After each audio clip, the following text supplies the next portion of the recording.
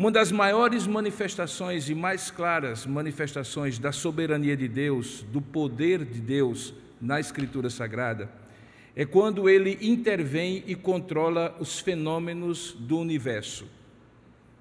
Quando Ele manifesta o seu controle absoluto sobre terra e céus. Quando Ele intervém, como por exemplo Ele fez em alguns momentos dos evangelhos, quando acalmou tempestades na pessoa de Jesus Cristo, e as pessoas assim impactadas pela maneira como Ele soberanamente controlava até os fenômenos climáticos, até mesmo o universo e as coisas criadas, os seus discípulos chegaram à conclusão, dizendo assim: quem é este que até o mar obedece e os ventos lhe atendem à voz? De modo que, quando nós percebemos que Deus está além daquilo que nós claramente não controlamos, para ser bem sincero, nem mesmo conseguimos prever, e muitas vezes são falhas até mesmo as previsões que os meteorologistas fazem, fica muito claro para nós que a natureza obedece ao agir de Deus, que não apenas os céus e a terra proclamam a glória de Deus e o firmamento anuncia a obra de suas mãos, mas também que Ele dirige, porque criou todas as coisas, visíveis e invisíveis, que cada um daqueles ventos e mares, que a terra, as grandes galáxias, os pequenos grãos de areia, obedecem à sua voz. Há dois relatos na Bíblia, um no Antigo Testamento e um no Novo Testamento, que mostram como Deus soberanamente controlou tempestades.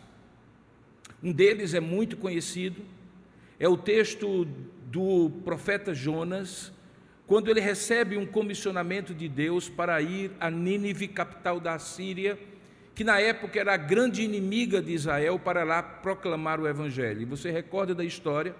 Ele pega um caminho contrário e vai para Tarsis, e no caminho, no meio daquela tempestade, Deus usa a tempestade, Deus usa um grande peixe, Deus usa todos aqueles fenômenos dos mares para mostrar a Jonas e corrigir a sua rota na direção do propósito de Deus. Um outro texto, muito menos conhecido, que talvez você passa por cima no final da sua leitura do livro de Atos, é o que se encontra em Atos capítulo 27, quando é descrita a última grande viagem do apóstolo Paulo, na direção de Roma, onde ele seria julgado pelo imperador, pelo César. Ali naquele momento, um texto que é bastante longo, ocupa todo o capítulo 27, nós conseguimos ver, e é sob esse olhar que eu gostaria que você olhasse para esse texto, que algumas coisas eram imprevistas, seja pelo capitão daquela embarcação, por aqueles que provisionaram todas as condições para que ela saísse de onde ela precisava sair, da Cesareia Marítima, de onde eles partiram até a região da Itália e de lá para Roma, mas era absolutamente claro, nas entrelinhas da descrição de Lucas, que Deus controlava aquela última viagem de Paulo para Roma. Se você abrir a sua Bíblia em Atos capítulo 27, e nós já estamos chegando ao final dessa longa exposição, que nos ocupou mais de um ano, aos domingos pela manhã e aos domingos à noite, sobre o livro de Atos, você perceberá o soberano controle de Deus, até mesmo quando as tempestades dos mares e da vida se abatem sobre nós. Leiamos o texto e ouçamos a voz de Deus. Quando foi decidido que navegássemos para a Itália, e só por aí você já percebe que Lucas estava na ocasião, ele usa a primeira pessoa do plural, nós navegássemos para a Itália, entregaram Paulo e outros presos a um centurião chamado Júlio, da corte imperial.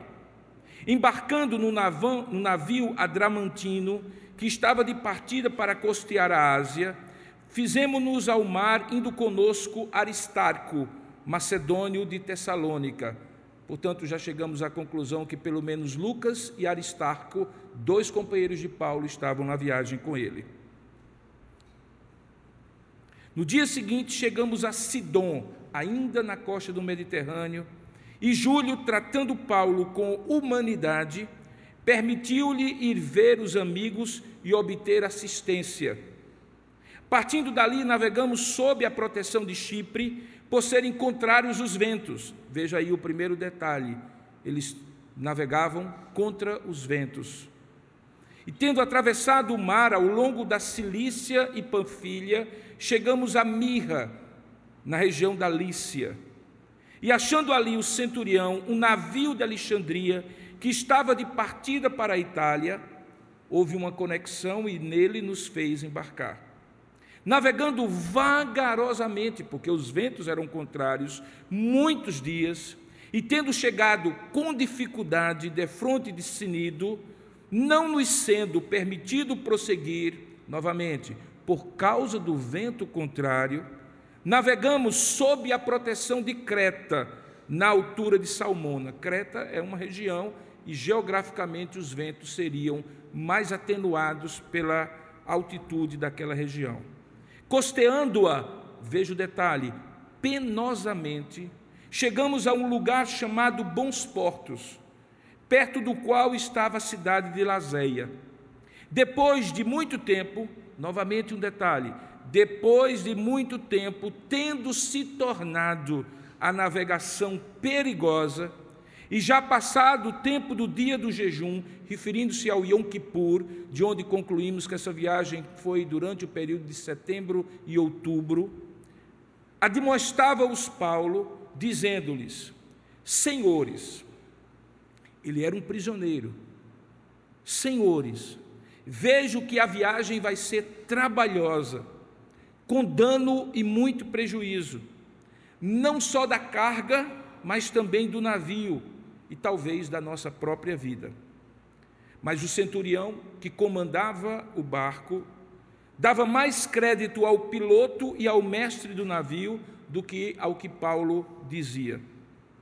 Não sendo o porto onde eles estavam próprio para passar o inverno, a maioria deles era de opinião que partissem dali para ver se podiam chegar a Fenície e aí passar o inverno, visto ser um porto da ilha de Creta, o qual olhava para o nordeste e para o sudeste, portanto estava protegido dos ventos.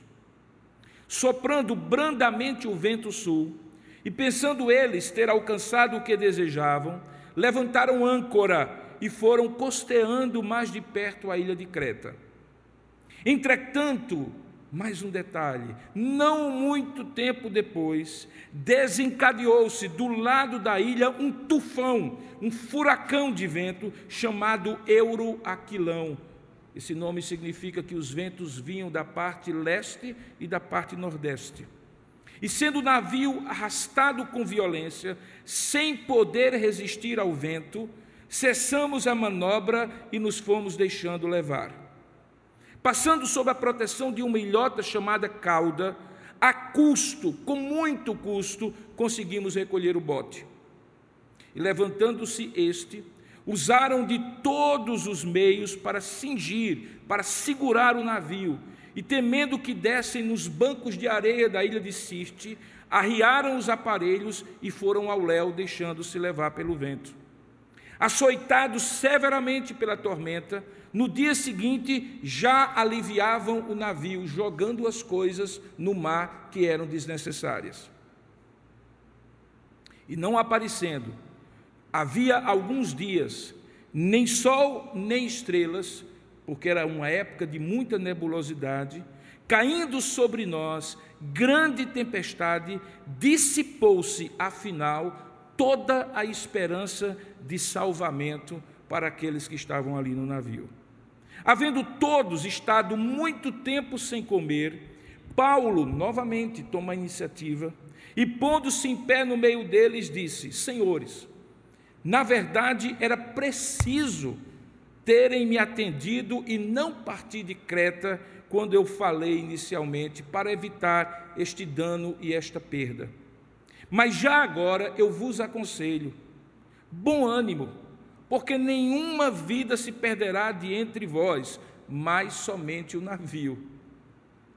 Porque essa mesma noite, um anjo de Deus, de quem eu sou e a quem eu sirvo, esteve comigo, dizendo: Paulo, não temas, é preciso que compareças perante César, E eis que Deus, por sua graça, te deu todos quantos navegam contigo. Portanto, senhores, tende bom ânimo, pois eu confio em Deus, que sucederá do modo como me foi dito, ou porque me foi dito. Porém, é necessário que venhamos a dar a numa ilha. Quando então chegou a 14ª noite, sendo nós batidos de um lado para o outro no mar Adriático, por volta da meia-noite, pressentiram os marinheiros que se aproximavam de alguma terra. E lançando o prumo, acharam 20 braças de profundidade. Passando um pouco mais adiante, tornando a lançar o prumo, acharam 15 braças. E receosos de que fôssemos atirados contra lugares rochosos, lançaram da popa 4 âncoras e oravam para que rompesse o dia. Procurando os marinheiros fugir do navio, e tendo arriado o bote ao mar, a pretexto de que estavam para largar âncoras da proa, disse Paulo aos centuriões e aos soldados, terceira vez que Paulo fala: se estes não permanecerem a bordo, vós não podereis salvar-vos. Então os soldados cortaram os cabos do bote e o deixaram afastar-se. Enquanto amanhecia, Paulo rogava a todos que se alimentassem, dizendo: hoje é o 14º dia em que, esperando, estáis sem comer, nada tendo provado. Eu vos rogo que comais alguma coisa, porque disto depende a vossa segurança, pois nenhum de vós perderá, nem mesmo um fio de cabelo. E tendo dito isto, tomando um pão, deu graças a Deus na presença de todos, depois de o partir, começou a comer. Todos então cobraram ânimo, se animaram e se puseram também a comer. Estávamos no navio, Lucas se coloca entre eles, 276 pessoas ao todo. Refeitos com a comida, começaram a aliviar o navio, e agora já não era mais o que era supérfluo, era a própria carga do navio, muito trigo que vinha provavelmente do Egito para suprir a Itália, lançando o trigo ao mar. E quando amanheceu, não reconheceram a terra onde estavam, mas avistaram uma enseada onde havia uma praia. E então consultaram entre si se não podiam encalhar ali na areia o navio. Levantando as âncoras, deixaram-no ir ao mar, largando também as amarras do leme e alçando a vela de proa ao vento, dirigiram-se para a praia. Dando, porém, no lugar onde 2 correntes se encontravam, encalharam ali o navio. A proa encravou-se e ficou imóvel, mas a popa se abria pela violência do mar. O parecer dos soldados era que matassem os presos, inclusive Paulo, para que nenhum deles nadando fugisse e depois eles fossem chamados à responsabilidade por não terem dado condição dos presos ficarem presos. Mas o centurião, preste atenção no detalhe, querendo salvar a Paulo, impediu-os de o fazer e ordenou que os que soubessem nadar fossem os primeiros a lançar-se ao mar e alcançar a terra. Quanto aos demais, que se salvassem, uns em tábuas e outros em destroços do navio. E foi assim que todos se salvaram em terra. Que Deus abençoe a sua palavra lida. Amém. Curva a sua cabeça por um instante. Esse texto parece que não tem quase nada para falar ao seu coração, mas ele tem muita coisa que Deus quer falar com você. Portanto, peça a Deus que ilumine o seu coração e a sua mente para que você possa ouvir a sua voz. Senhor, nosso Deus e nosso Pai, nós te adoramos e te bendizemos por poder estar aqui na tua presença, te adorando em espírito e em verdade, louvando o teu nome e te exaltando acima de todo nome, e glorificando o teu nome com o culto que a ti nós somos devedores, mas somos também privilegiados, porque o Senhor nos resgatou do império das trevas para o reino do Filho do teu amor, para sermos para o louvor da tua glória. Te adoramos da beleza da tua santidade e te damos toda a honra, glória e louvor, porque tu és digno de assim receber. e como filhos e filhas tuas, nos apresentamos diante de Ti também sedentos de ouvir a Tua voz. Fala conosco, Senhor, que não seja apenas um comentário de um homem sobre o texto da Tua palavra, mas que mesmo na minha limitação, Senhor, o Senhor use a minha boca, os pensamentos que tens posto no meu coração para expor a Tua palavra, e fale ao coração dos meus irmãos e irmãs, tanto aqueles que estão aqui como aqueles que estão participando à distância pela transmissão na internet. Fala conosco, Pai, anima o nosso coração e fortalece a nossa fé, segundo a Tua palavra. É o que nós oramos em nome e para a glória do Senhor Jesus. Amém, amém. Queridos, o que me espanta nesse texto é a convergência e às vezes a divergência de três vértices de um triângulo narrativo que Lucas claramente, magistralmente entretece e cria na narrativa dele. Lucas é fantástico como um cronista que descreve os fatos. Por um lado, aquilo que ele descreve como sendo os fenômenos que estão acontecendo. Parecem detalhes insignificantes, dizer, por exemplo, que o vento era contrário. Parece um detalhe que não tem nenhum sentido dizer que eles tiveram que costear por ali para evitar que um vento mais forte pudesse abater o navio. Parece um detalhe dizer que já no primeiro momento, quando era inverno, Paulo havia dito que eles deveriam ficar protegidos na ilha de Creta, deixando o inverno passar para depois singrar em mares mais tranquilos. Parece um detalhe dizer que não havia nem estrelas, nem céu para ser visto e, consequentemente, os marinheiros poderem se guiar na viagem. Parecem ser detalhes, mas não são. O que Lucas está dizendo é que naquela trajetória, naquela jornada, havia coisas que nem Paulo, nem os marinheiros, nem mesmo o homem que representava o grande império romano conseguiam dominar.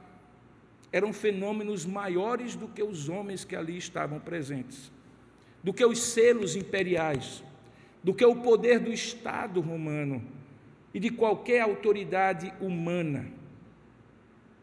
Alguns dizem que a primeira lição que um bom marinheiro aprende é respeitar o mar. De fato, naquela imensidão azul, mesmo de um mar fechado, como era o mar Adriático, parte daquilo que nós chamamos de hoje mar Mediterrâneo, e naquela época chamava-se Grande Mar, há água ou havia água suficiente para engolfar não um, mas milhões de navios naquele lugar. Era um mundo de água, de riscos, de perigos. Pelo menos em 7 ocasiões desse texto, o narrador Lucas deixa claro que os ventos eram contrários, que ninguém de fato estava no controle, que algumas providências humanas poderiam ser tomadas, muito mais como paliativos e atenuantes diante da força magistral dos ventos e dos mares. Até um tufão estava no caminho.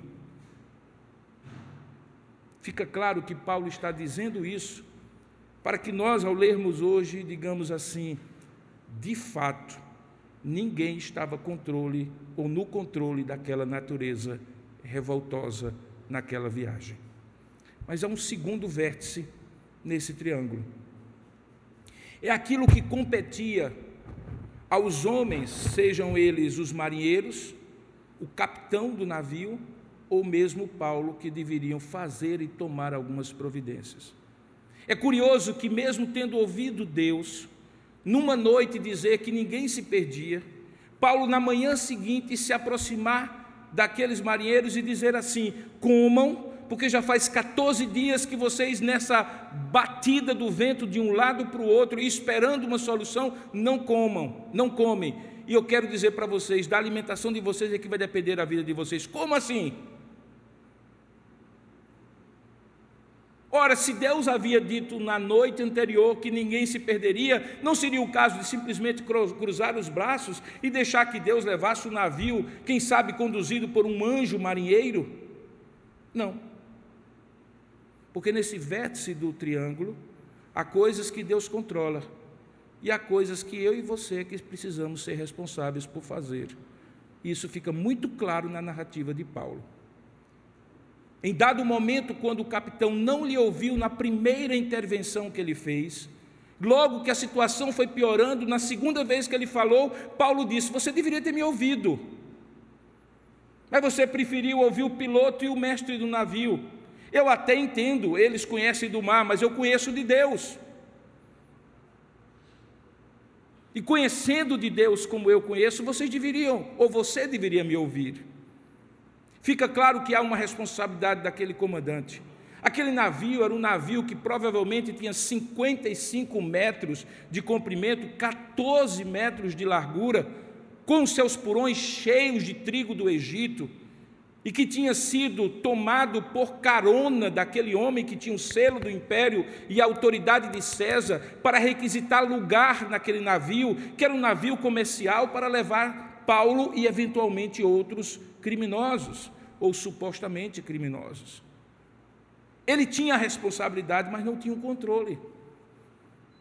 Assim como nas coisas da vida, frequentemente nós temos responsabilidades de decidir coisas com o nosso melhor entendimento e de preferência com a iluminação de Deus, mas não temos o controle. Devemos fazer tudo aquilo que cabe a nós fazer e esperando que Deus use as melhores decisões que tomamos, com os melhores motivos e para os melhores propósitos, a fim de cumprir os propósitos dele. E nem sempre isso acontece, porque Deus faz a parte dele, mas frequentemente nós achamos que não precisamos fazer a nossa parte. Nesse segundo vértice, fica claro que havia ali necessidade de pessoas participarem daquela viagem. Que ninguém ali, de fato, era um tripulante, digamos assim. Não era comandante, mas também não era um tripulante, não era um usuário, alguém que estava fazendo um cruzeiro, que poderia entrar na sua cabine e deixar que as responsabilidades de comando fossem de outros. Aquela tripulação e até mesmo Paulo, que era um prisioneiro, participaria daquela viagem, como de fato participaram. E mesmo na condição de prisioneiro, é possível você ver a importância das 3 falas de Paulo nesse texto, onde todas elas manifestam a certeza do controle soberano de Deus e a responsabilidade daquilo que os homens precisavam fazer. E assim se completa o terceiro vértice do triângulo. É quando, para além do mar e dos ventos, dos mares revoltosos, para além das responsabilidades humanas, fica claro nesse texto que, de fato, quem estava no controle de toda essa viagem era o Deus soberano. E tudo isso por causa de um homem. Se você entendeu direitinho, quando naquela noite Deus aparece a Paulo, como está descrito na fala dele a partir do verso 21, ele se dirige àqueles que estavam ali dizendo: senhores, na verdade era preciso que tivessem me atendido e não partirem de Creta para evitar este dano e perda. Veja aí no verso 21. Mas já agora eu vos aconselho a ter bom ânimo, porque nenhuma vida se perderá dentre vós, mas somente o navio. Como é que Paulo sabia disso? Ele responde no verso 23. Porque nesta mesma noite que passou, um anjo de Deus, e olha que expressão maravilhosa, um anjo do Deus, de quem eu sou e a quem eu sirvo. Que maravilha de convicção era essa! Não era qualquer Deus, não era Poseidon, o suposto rei dos mares. Era o Deus a quem Paulo pertencia e a quem Paulo servia. A convicção daquele homem é que Deus soberanamente havia lhe aparecido e trazido um recado por intermédio do seu anjo, dizendo, veja aí no verso 24, Paulo, não temas.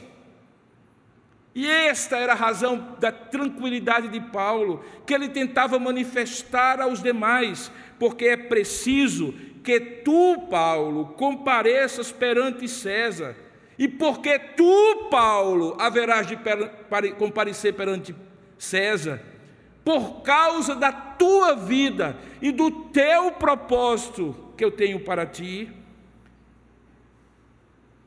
ele te deu todos quantos navegam contigo. É como se Deus tivesse dito a Paulo: você vai ser o fiador, a partir do qual, por tua causa e com o propósito que eu tenho na tua vida, eu salvarei a todos, 200 e tantos outros, que nem me conhecem, nem sabem que eu existo, que não podem afirmar que são de Deus e a Ele servem, que na verdade são pagãos, mas por ti e pelo propósito que eu tenho na tua vida, eu salvarei a todos. E quando Paulo tem essa convicção, irmãos, ele entende que nem são os ventos contrários, nem o mar revoltoso, nem as providências certas ou erradas daqueles que governavam o navio, que tinham o selo do império, a autoridade de César, que conheciam os mares, mas que estavam atemorizados por entender que o mar é para ser respeitado, nem por um nem por outro, mas porque Deus, a quem ele era, ou de quem ele era e a quem ele servia, estava no controle. Eu sei que você, algumas vezes, quando vai ler a Bíblia, algumas partes você pula, porque diz assim: eu não estou conseguindo entender nada, porque é que esse negócio está aqui. As genealogias, por exemplo, você certamente é tentado, toda vez que você vai ler a Bíblia, a dizer assim: mas por que precisa? Fulano gerou ciclano, por quê? Eu quero confessar algumas vezes a você que eu também sou tentado a fazer o mesmo. Talvez esse texto seja do livro todo de Atos, aquele que eu já cansado de ler 26 capítulos, quando eu tento ler o texto todo de uma vez, chego no capítulo 27 e digo: mas rapaz, eu acho que Lucas não tinha mais o que descrever, nem o dizer, ele foi enchendo linguiça e colocando aqui, descrevendo, entrou pela direita, saiu pela esquerda, pegou o vento tal, para que tanto detalhe? Mas aí, eu resisto a essa tentação e digo assim: por que é que Lucas, inspirado por Deus, haveria de ver a necessidade de descrever com esse nível de detalhamento essas três realidades? Que a criação é incontrolável pelo homem, que o homem, no entanto, tem que ter responsabilidades diante das decisões que faz, mas que, acima de tudo, Deus é soberano. Talvez essa seja justamente a lição que todos nós precisamos ouvir nesta noite. Talvez você não esteja numa embarcação, talvez a embarcação seja a sua própria vida, talvez você esteja ao redor de pessoas que têm um propósito diferente do seu na vida, uma equipe de trabalho, na empresa onde você trabalha, colegas de estudo, pessoas com quem você compartilha a viagem num ônibus, membros de uma igreja que tem suas próprias vidas de segunda a sábado e se encontram aos domingos para adorar a Deus. Talvez nessa viagem, neste grande barco da existência, você vê coisas que lhe são contrárias, ventos que se levantam contra você e que você não controla, porque eu diria para você que 99% das coisas que acontecem para você ou com você são controladas ou dirigidas muito mais pelas decisões dos outros do que pelas suas próprias decisões. Mas eis aqui uma coisa: há 1%,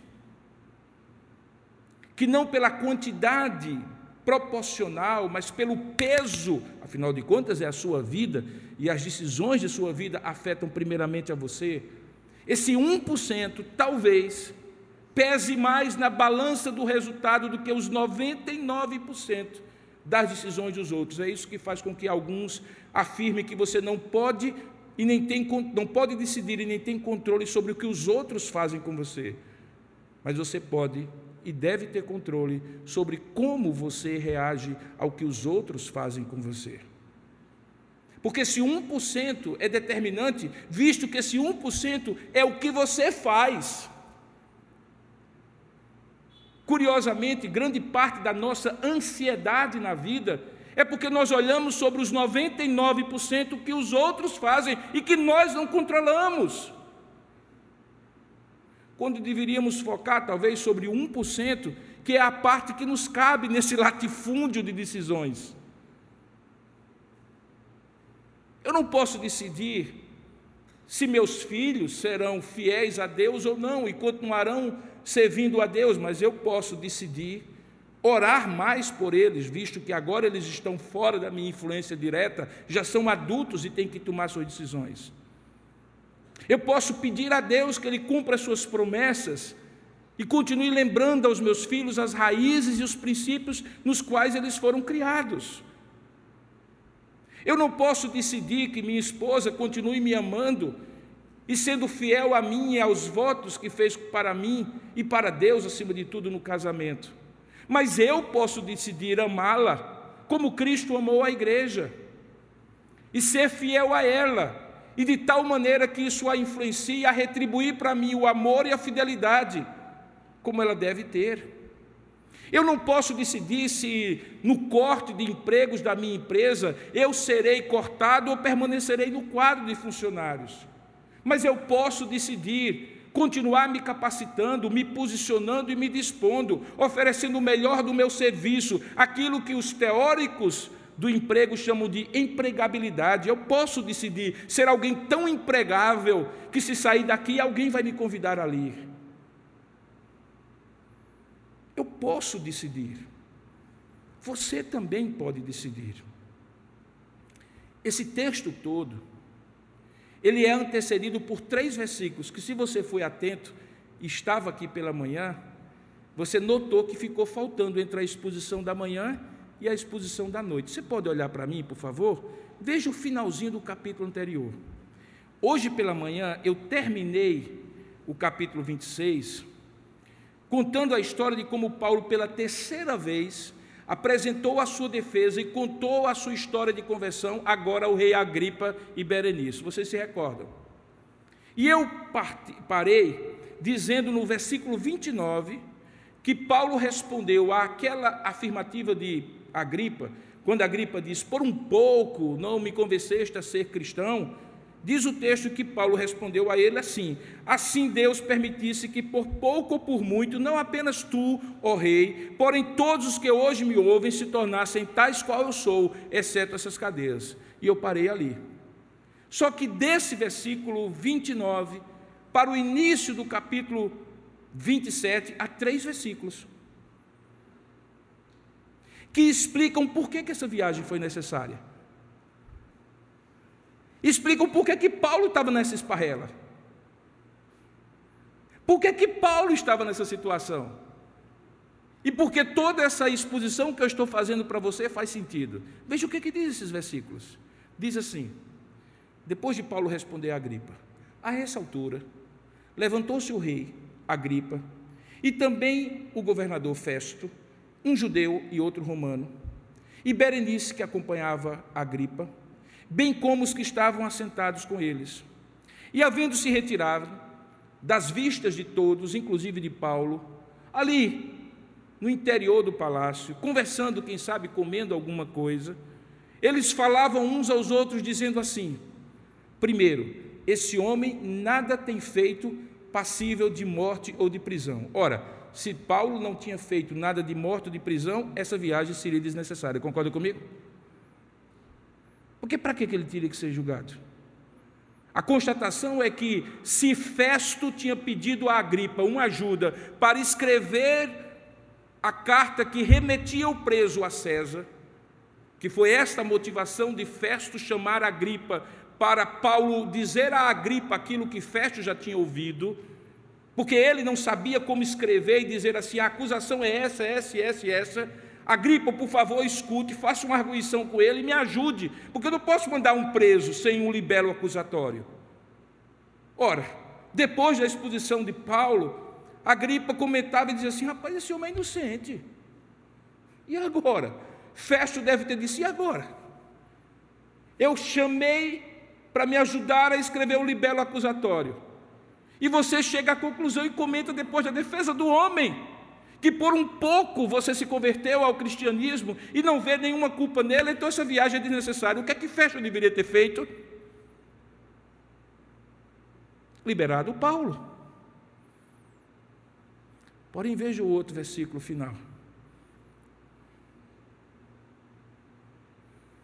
Então Agripa se dirigiu a Festo E apesar desse homem nada ter feito passivo de morte ou de prisão, ele diz: esse homem bem podia ser solto, se. E qual era o se? Se Paulo não tivesse apelado para César. Que azar, né? Azar nada. Azar nada. Recorde, numa determinada noite, Deus aparece para Paulo e diz assim: não se preocupe não, não vai ser aqui não, em Jerusalém, nem em Cesareia Marítima, você vai ser enviado para Roma, porque o meu propósito na sua vida é que você dê testemunho a César e a toda a sua corte. Quem que estava no controle? Não era Paulo, não era Festo, não era Agripa. Paulo havia decidido, mas decidido porque Deus já havia dito para ele qual era o propósito que tinha na sua vida. E aí você volta para o capítulo 27 e relembra agora toda essa descrição. Você consegue compreender porque das 3 vezes que Paulo, mesmo sendo um prisioneiro, se levanta com tal ousadia, coragem, discernimento e sabedoria, dizendo ao capitão, dizendo ao comandante, ao centurião, aos homens o que eles deveriam fazer, o que eles não deveriam fazer. Este é o tipo de serenidade que alguém tem no meio de uma tempestade, mesmo numa condição difícil onde Paulo estava, porque Deus havia proposto para ele um propósito e ele tinha convicção de que as circunstâncias podiam ser quais fossem, irmãos. Ele iria chegar a Roma e Deus ainda haveria dar todos aqueles marinheiros, durante pelo menos 14 dias, a oportunidade de Paulo testemunhar do Evangelho para eles. E não foi outra coisa que Paulo fez, porque quando ele se levanta pela 3ª vez, ele diz assim: o Deus a quem eu sirvo e de quem eu sou. E eu fico imaginando o marinheiro, curtido pelo vento, pelo mar e pelo sal, olhando para Paulo e dizendo assim: como é? Quer dizer que tudo isso aqui é controlado por um único Deus, e o Deus não é Poseidon. E esse Deus, é possível conhecê-lo pessoalmente, ser dele e o servir? Que testemunho maravilhoso no meio da tempestade aquele homem pôde dar, porque ele tinha a convicção de que Deus soberanamente controlava o mar e a natureza e as decisões dos homens, inclusive a dele. Queridos, alguns chamam de maneira equivocada acreditar na soberania completa de Deus como sendo uma opção fatalista. O fatalismo é uma filosofia que diz: quer você faça, quer você não faça, vai acontecer como o destino diz que tem que acontecer. Nós não somos fatalistas. Nós acreditamos que há uma responsabilidade humana. Acreditamos que nossas decisões são moralmente responsáveis diante de Deus e diante dos homens. Acreditamos sim que podemos trazer ventura ou desventura sobre nós a partir das decisões certas ou equivocadas que nós tomemos. Acreditamos sim que a deliberada vontade de pessoas também podem nos afetar, que o mundo não é irracional e cego, que não existem forças se batendo no mundo e nós somos apenas marionetezinhos dessas forças. Na verdade, nós não somos marionetezinhos nem mesmo de Deus, porque apesar dele ser soberano e controlar todas as coisas, ele faz isso a partir da via do convencimento que ele faz do nosso coração, das nossas motivações e das nossas decisões. Quando eu decido alguma coisa, se eu sou um homem de Deus, se eu sou uma mulher de Deus, eu submeto meus planos. Deus, eu acho que assim é melhor, na minha compreensão, melhor é fazer isso. Senhor, eu estou pronto para decidir isso. Eu provisionei uma quantidade de dinheiro porque eu estou planejando fazer isso. Eu quero aproveitar aquela data para fazer isso. Para a minha carreira eu vou fazer isso, depois eu vou fazer aquilo e aquilo outro, porque meu objetivo é chegar lá. Tudo isso é plenamente possível e desejável. Por isso que a Bíblia diz que o homem pode fazer planos. E o verbo hebraico é de uma maravilhosa profundidade. Porque se enquanto o inglês tem o verbo can, no significado de poder, ter a capacidade de ir, e o verbo may, ter a permissão e a possibilidade de ir, o verbo hebraico, quando lá no texto diz que o homem pode fazer planos, traz a conjunção dos dois. O homem pode fazer planos porque Deus capacitou esse homem para fazer planos, ao criá-lo livre e racional, capaz de tomar decisões com o melhor da sua percepção, sondando as próprias motivações e direcionando a partir de análises de cenários que ele naturalmente faz, e à medida que o tempo faz, ele faz e pode fazer da melhor maneira possível. Mas ao mesmo tempo, Deus lhe dá essa permissão para fazer isso. Deus não manieta a nossa vontade. Deus não nos impede de pensar com a nossa própria cabeça. O que Ele faz é que, pensando com a nossa própria cabeça, Ele conduzirá nossos pensamentos e nossas decisões, se servimos a Deus e submetemos a nossa vida a Ele, para aquele propósito que Ele efetivamente tem para nós. De modo que crer na soberania de Deus não é descansar em berço esplêndido, é descansar nos braços do Senhor, que a tudo controla e que guia minhas decisões conscientes na direção do seu propósito. Querido, sinceramente, isso me dá um conforto espiritual tão grande. Isso me dá uma tranquilidade e uma serenidade tão grande, seja na minha vida pessoal, seja na minha vida familiar, seja na minha vida ministerial, seja na vida de um país que está prestes a escolher representantes, de que de uma forma ou de outra, seja qual for o resultado das minhas decisões e das decisões de todo mundo, Deus cumprirá o seu propósito. Não significa que eu não seja responsável pelo meu voto, não significa que eu não devo analisar a situação. Significa apenas e tão somente que Deus cumprirá o seu propósito, como cumpriu o de Paulo. E mesmo que eu seja num barco de mais de 250 pessoas, por minha causa, Deus cumprirá o seu propósito. Que maravilha é essa, irmãos? Que conforto é esse? E eu que queria passar por esse capítulo sem ler direito. Imagina você e eu fazendo isso, perdendo a oportunidade de ver numa narrativa viva e real como Deus conduziu a vida de Paulo e como Deus pode conduzir a vida de vocês. Imagine-se no lugar de Paulo. Na sua vida e circunstâncias há muitas situações semelhantes a esta, ventos contrários, opiniões diversas, coisas que você não controla, decisões que você precisa tomar e não sabe o que fazer. E apesar disso, Deus vai lhe tirar de Cesareia Marítima e levá-la para Roma. Não significa que em Roma também haverá refresco. Refresco só haverá na Nova Jerusalém.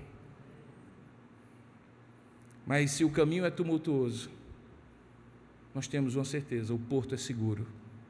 O porto final é seguro. Isso dá conforto, irmãos. Eu saio saltitante pela vida, por saber que o Senhor conduz a minha existência. Eu não saberia viver de uma outra forma. Imagine você e eu, todo o tempo atormentado por tempestades e os medos que elas provocam, todo o tempo confuso pelas decisões que nós não temos garantia que darão certo. Imagina o que é viver sem Deus no mundo, irmãos. Que coisa desesperada é essa? De você não saber com certeza se está tomando a decisão certa ou não. Você continua sem garantia, mas de uma certeza você tem: é que mesmo que você decida errado, Deus vai fazer com que todas as coisas cooperem para o bem daqueles que o amam e que são chamados segundo o seu propósito. Que maravilha é essa? Não há descanso mais seguro, alegria mais indizível do que a alegria de ser desse Deus a quem nós servimos. Essa expressão é a síntese perfeita desse capítulo. O Deus de quem eu sou e a quem eu sirvo me apareceu nesta noite. Que o Deus de quem você é e a quem você serve lhe apareça para conduzir a sua vida em todo o propósito que Ele tem para você. Descanse, confie, celebre,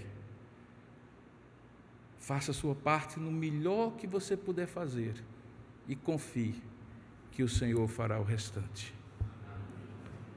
Vamos orar? Curva sua cabeça, feche os seus olhos, coloque sua vida diante de Deus. Talvez você está na iminência de tomar decisões, fazer opções que podem afetar a sua vida inteira. Eu lhe convido a dizer a Senhor: mostra-me, porque eu sou teu e a ti eu sirvo. Conduz a minha vida. Que as palavras dos meus lábios, Senhor, e o meditar do meu coração sejam agradáveis a ti, Senhor meu e Redentor meu. Faça-se em mim segundo a tua vontade e não segundo a minha vontade. Guia-me por terra plana, Senhor, porque bem-aventurado o homem que confia no Senhor, porque Ele o instruirá naquilo que deve fazer.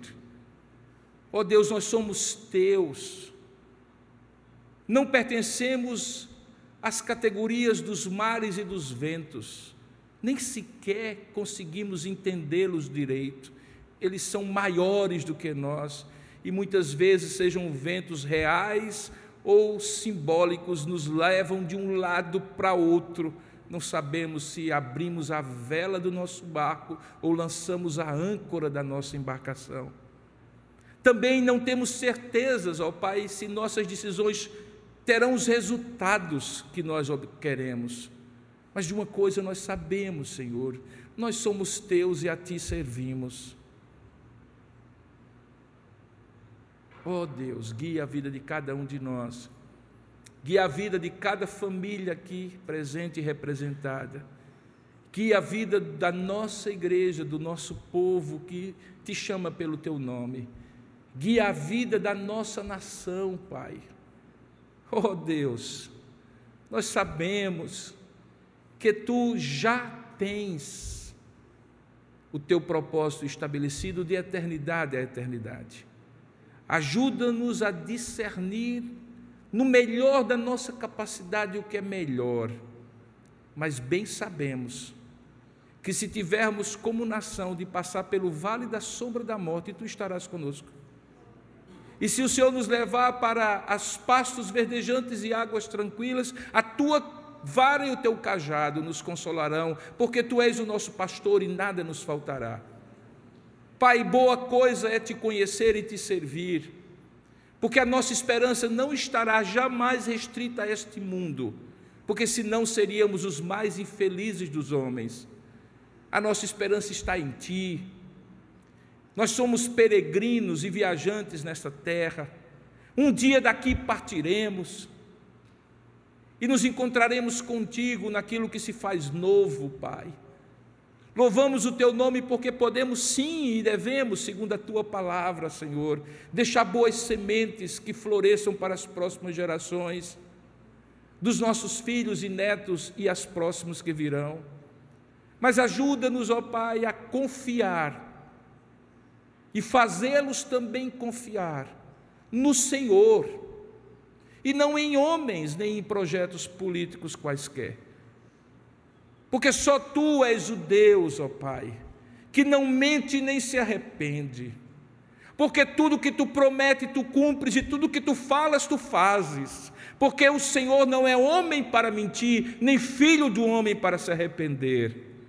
Oh, Pai, louvado seja o teu nome pela certeza de que o Senhor tem a minha vida, a vida da minha família, desta igreja que tu me deste para cuidar, desta nação, na palma da tua mão, e o maligno não nos arrebatará dela. Louvado seja o teu nome. Por isso a nossa confiança e o nosso louvor, a nossa celebração, a nossa alegria se voltam para ti, porque tu és digno de receber tudo o que somos e tudo pelo qual te servimos. É assim que nós te oramos e te agradecemos, em nome para a glória do Senhor Jesus. Amém e amém.